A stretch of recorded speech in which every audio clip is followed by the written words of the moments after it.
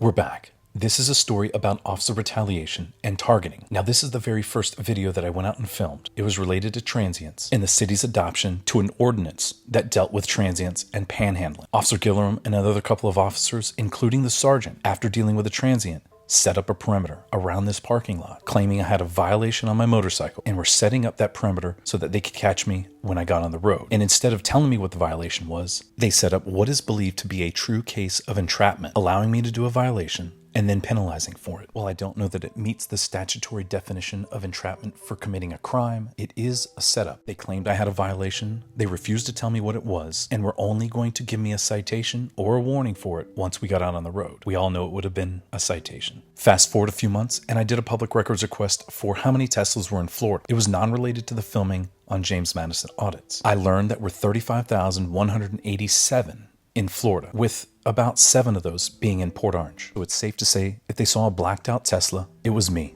That's Officer Guillerm right there in that vehicle.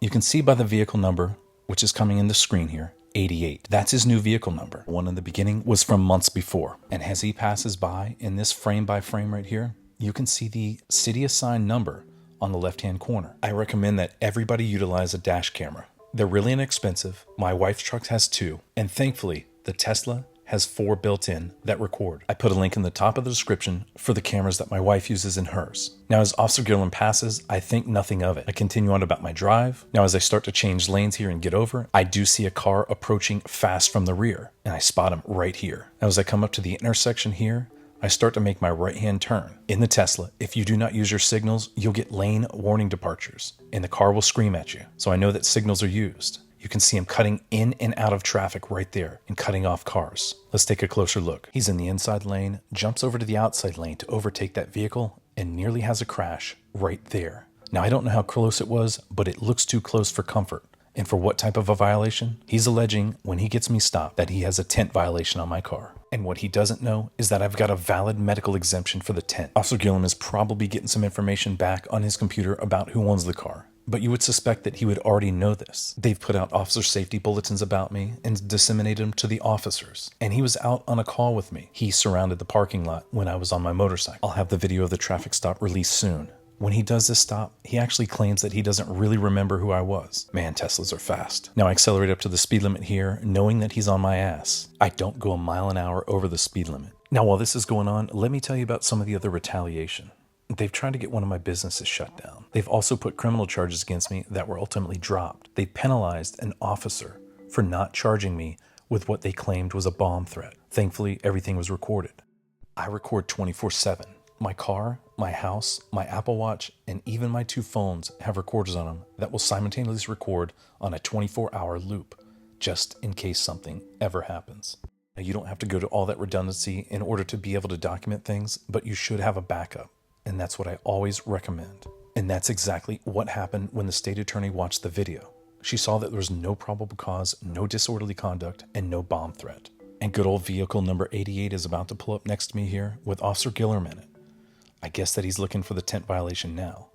Was he looking for the car earlier, or did he see a tent violation then, or is now the opportunity that he's going to come up next to the car and claim that the tent is unlawful? You're going to see in a couple of upcoming videos that Officer Guillerm likes to use this tent as a reason to stop people. You'll hear it in that video, but unfortunately, he lost that case. The case was thrown out due to lack of probable cause.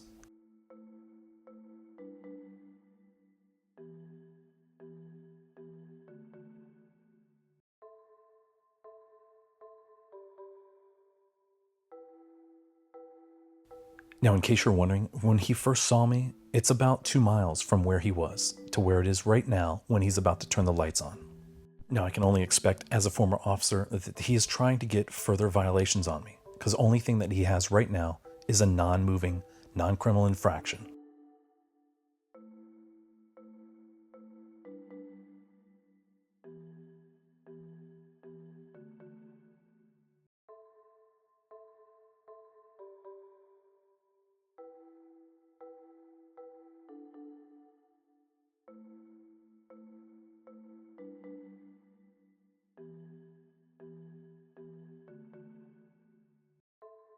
Officer Guillerm gets out of the car here and approaches the vehicle. Sometimes when you put the car in park, the camera glitches, and that's what happened.